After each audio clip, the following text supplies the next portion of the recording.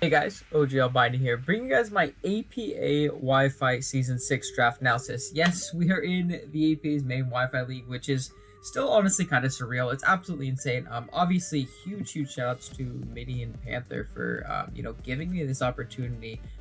Granted, my size and stuff like that. It's absolutely nuts that I'm going to be playing with and against a lot of the guys I watch on a really consistent basis. It's pretty crazy to be call it to like the big leagues per se. I'm super excited, very nervous, but obviously huge thank you to them. It's literally the when I started uploading a year ago.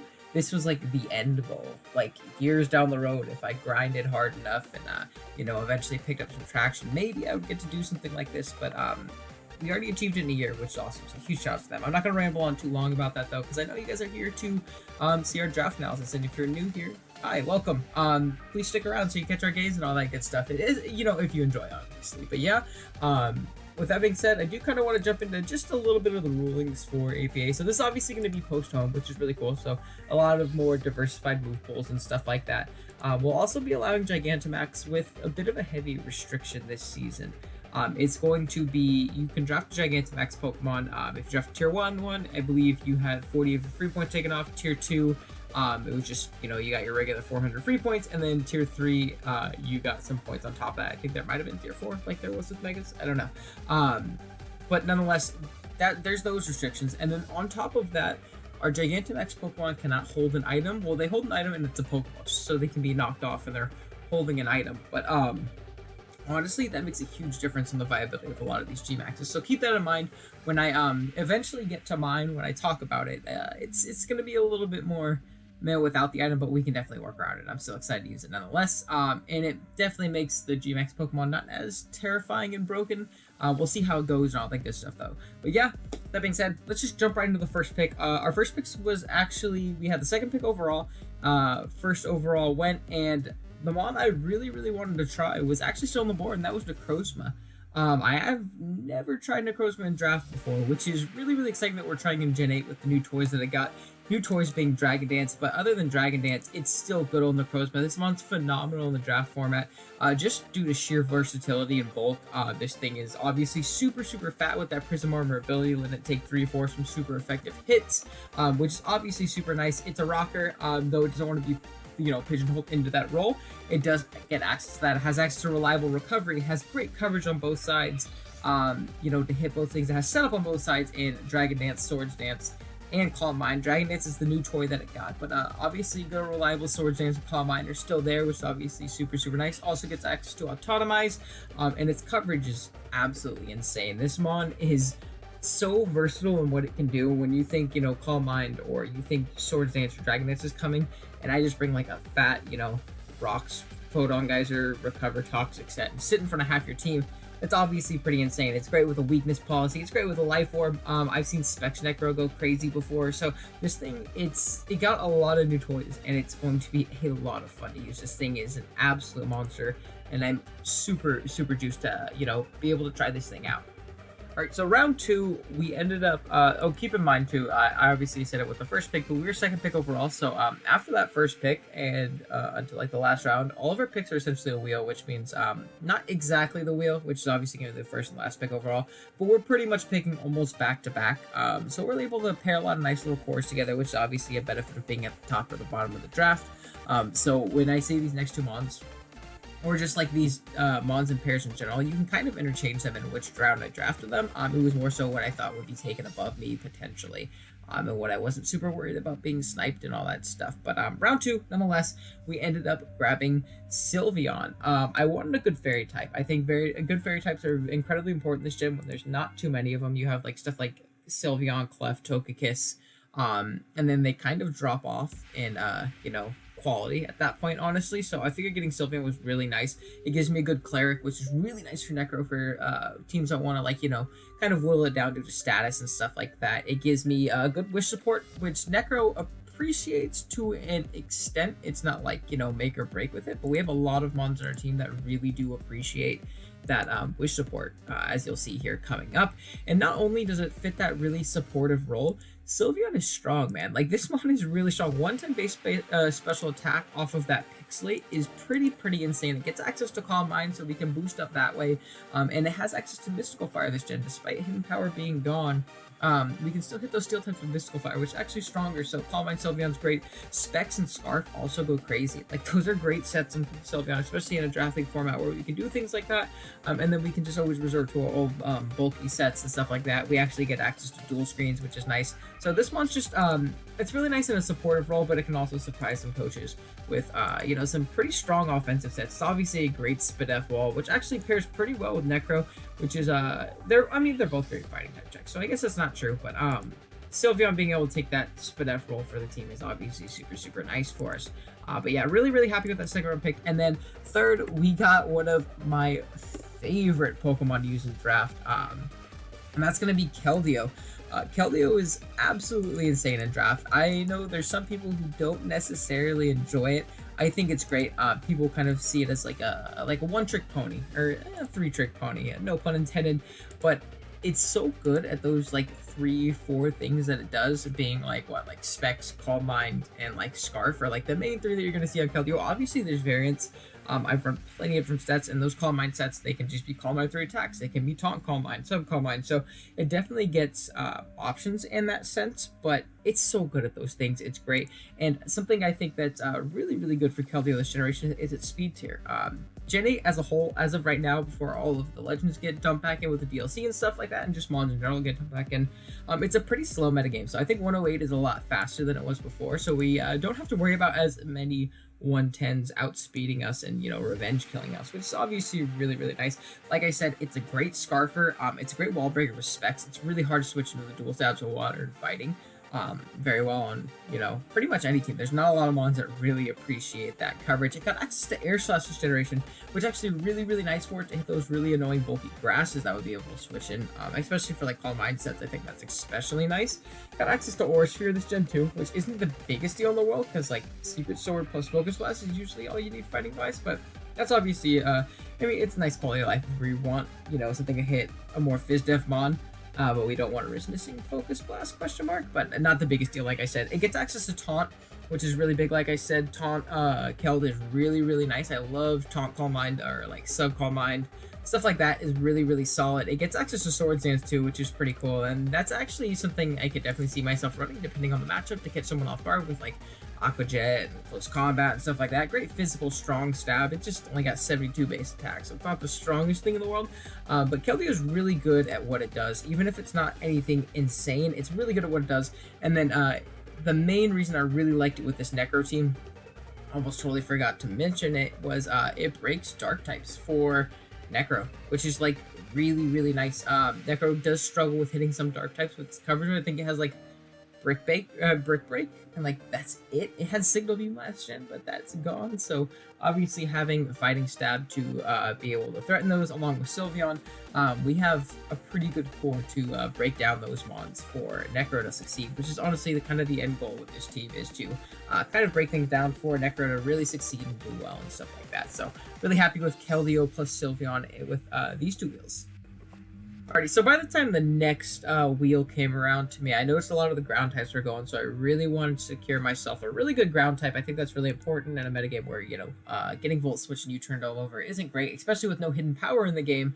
I think ground types are a lot better this gen at checking those annoying electric types, especially in the league format. And Rhyperior, our next round pick, is actually going to be one of the better ones for that. Rhyperior is an absolute unit. It is so bulky, especially Fizdef-wise, that 115 HP, 130 defense. Only 55 Spadef, but that can be kind of mitigated, especially with the ability Solid Rock, which is pretty much the same exact thing as Prism Aura from Necrozma, where we take 3/4 damage from super effective attacks. So your coverage moves, a lot of the times, well, we might be able to chew a Surf from full. We might be able to chew, a Energy Ball from a coverage mod or something like that. If it's not like Stab, super offensively invested, we'll be able to chew that, which is obviously really nice. One of the great things that Rhyperior offers this team is another rocker. Up to this point, we only had Necrozma, which is obviously not very ideal when, our main focal point of the team is our only rocker so far. I don't want to pigeonhole into that role, like I said before, so having Rhyperior as a very reliable self-rocker is super nice. It's also ridiculously strong. I mentioned the HP and defense, but its attack is its highest stat. This thing's rocking out with a 140 attack. Not much wants to switch into, Edgequake dual stab you know, coming off of Rhyperior's attack stats. So it's obviously super clean for it. It's super strong, gets access to Rock Polish and Swords Dance. So not only is it that great big bulky pivot, that great tank, it could also don like kind of the sweeping role for a certain week, or it could be banded and just punch holes through teams. There's not much that switches into a banded Rhyperior at all. Great stealth rocker though. It has access to, is there anything I'm really missing on Rhyperior? Oh, it offers me a flying resist, which is also really cool, which helps with Keldeo, though it and Keldeo do share the grass weakness, which is something we'll have to keep around, but it's also really nice just to check those flying types, which is great so bird spam doesn't do us dirty. It loves the wish support from Sylveon with this, you know, with it lacking reliable recovery. That's super nice for it.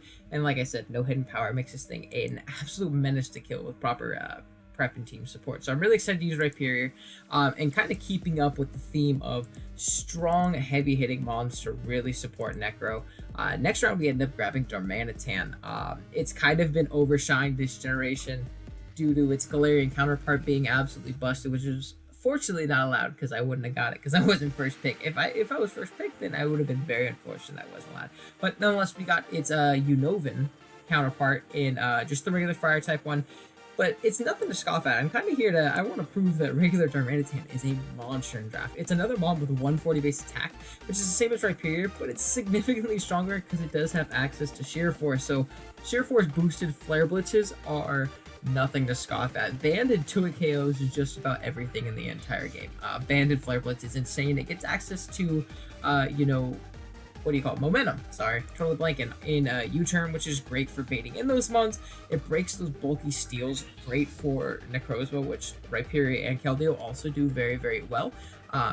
And it can obviously be a beneficiary of a Wish Pass into a Steel type on like our Sylveon or something like that. So it synergizes well with that. It gives us a great speed tier for our team, which was honestly the biggest thing.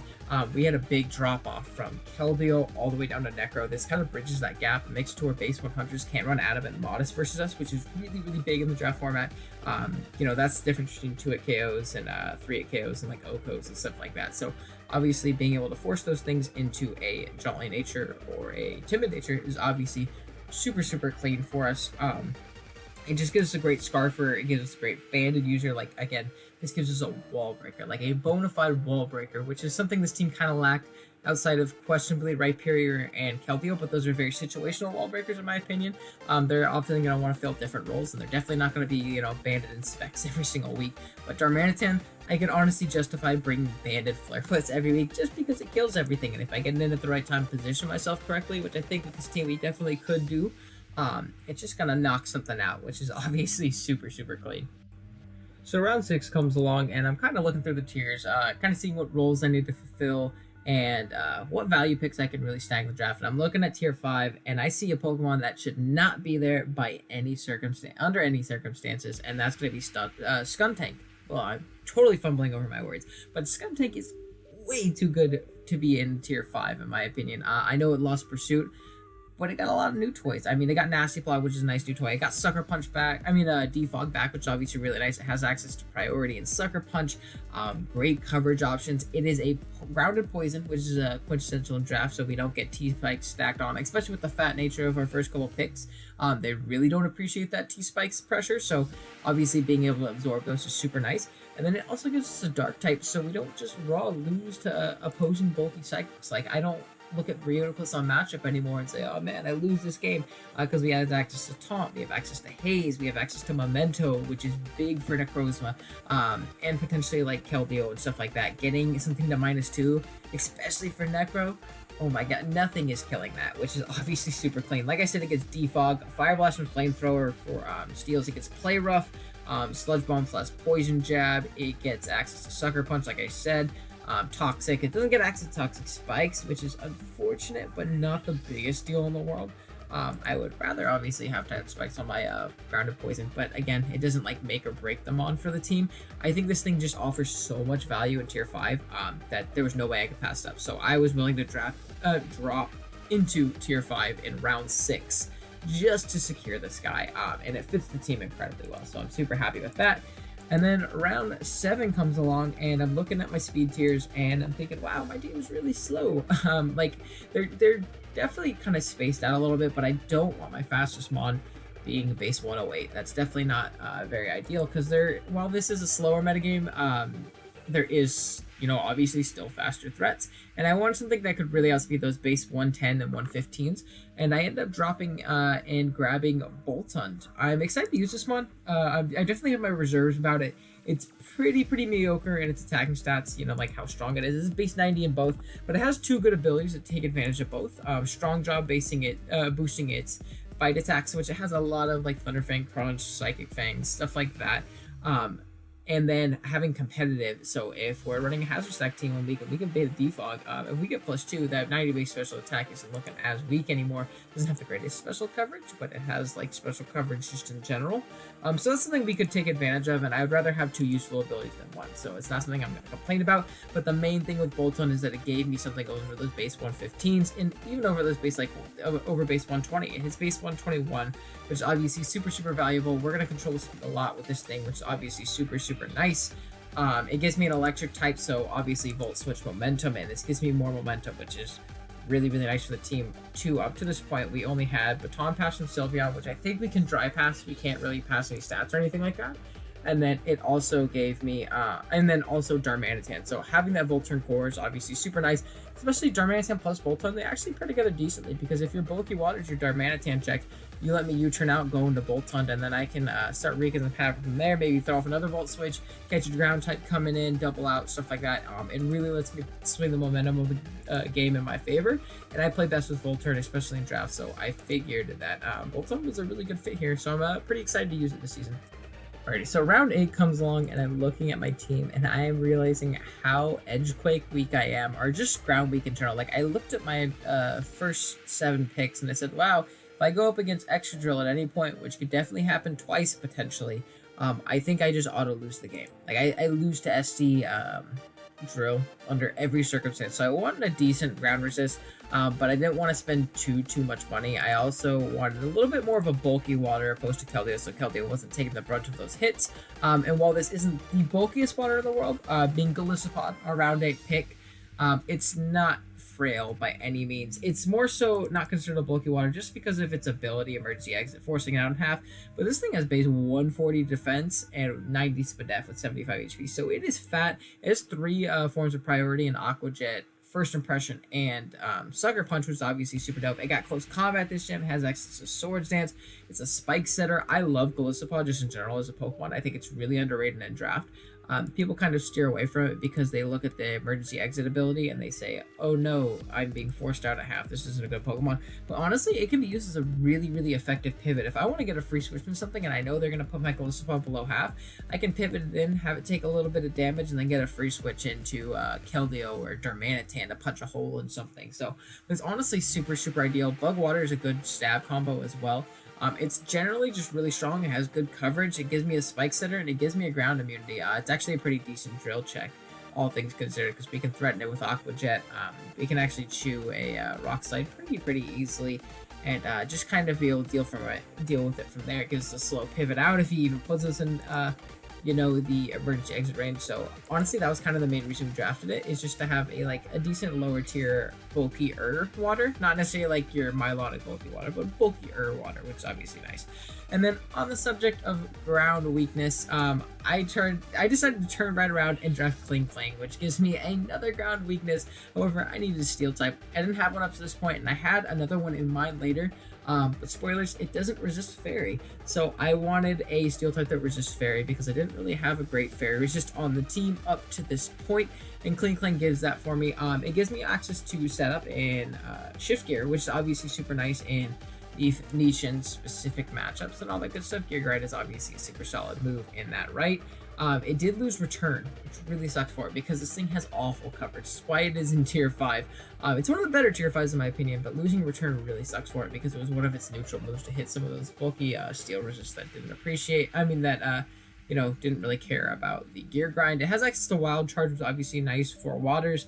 Volt Switch is just another option as well. This thing doesn't have to run shift gear every week. It can be a bulky, annoying set. It has access to stuff like T-Wave and Toxic. It gets access to Trick Room, which I didn't know, and I love that because I really like the Trick Room aspect with things like Golisopod and Rhyperior. If we want to have like a weird Trick Room aspect and they get a slow Volt Switch out into some crazy breakers, Klingklang can do that for us. Our only Trick Room setup to this point was going to be Necro, so obviously that's super, super clean for us. I actually really like that option on that it gives us, and I had no idea that this thing got Trick Room until after I drafted it, so it's kind of just like an added benefit, I guess.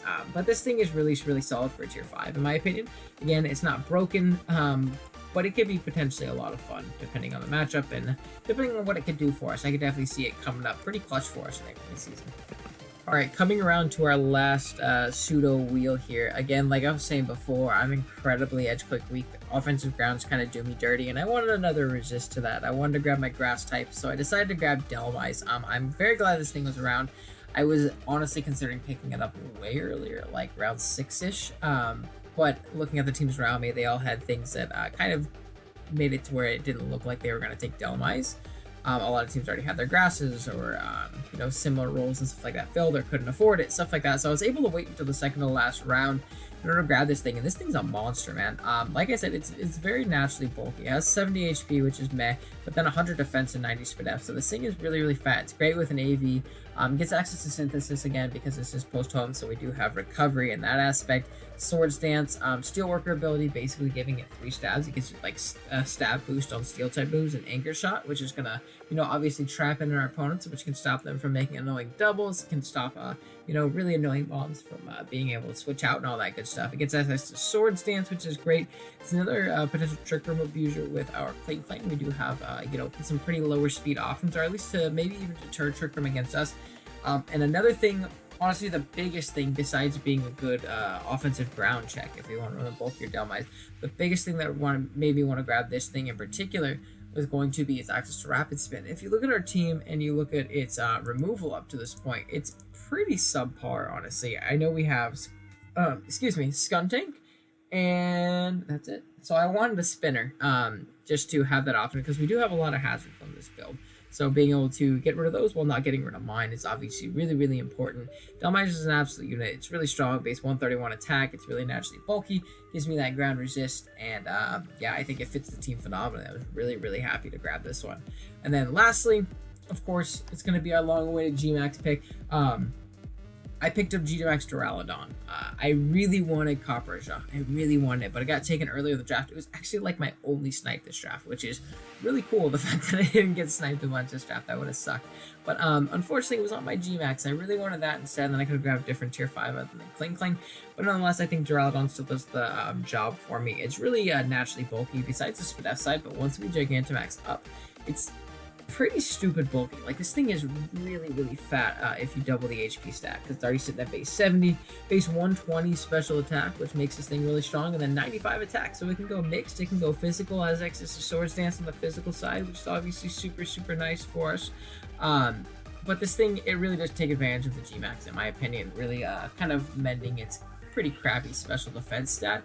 This is really unfortunate, the fact that we can't hold an item. I think if this thing could hold an item, I think it would be way better than Copperaja. I think it would be way better for me to draft just as an overall Pokemon. It might not have a very good max move, but this thing with an EV and then Gigantamaxed up, it doesn't matter that it doesn't resist Fairy. It's pretty much resisting Fairy and all that stuff, but it's not the biggest deal. I mean, holding a Life Orb or a Shuka Berry or something like that would obviously be super nice for it, but again, I can't complain all too much. It has decent coverage. It struggles in hitting steel types, which is a bit annoying, but obviously being a dragon that can hit and knock out fairies is really, really beneficial. And then being able to take advantage of the steel max move, which I forget if that one's for defense, is obviously super, super clean for us. I would obviously rather have the dragon move, which lowers attack. Our G-Max move, I believe, is G-Max depletion. I think it works as spite. Basically, which can be nice in certain niche situations, lowering things PP if they're trying to like use a recovery move like synthesis or something like that. Will pretty much like almost get rid of that in one, but other than that, it doesn't matter too much. But Duraludon's gonna be really solid nonetheless. But that's our team for APA Wi-Fi Season 6. I'm really excited. I actually really like this team. The only thing I really don't like about it is the fact that we are incredibly edge quake weak. We don't appreciate offensive grounds. But other than that, I think the team meshes very well. And it's really well centered around Necrozma really going in and going crazy this season. I'm hoping that's what we can do. There are a lot of old favorites like Keldeo and stuff like that. I'm really excited. Again, I'm really, really nervous, but I hope you guys will enjoy going on the journey with me if you decide to stick around. I really do appreciate you guys watching if you're checking this out. Be sure to like the video if you enjoyed, and be sure to subscribe if you're new and you want to stick around. But yeah, thank you guys so much for watching, and I will see you guys with our first battle next week. Later.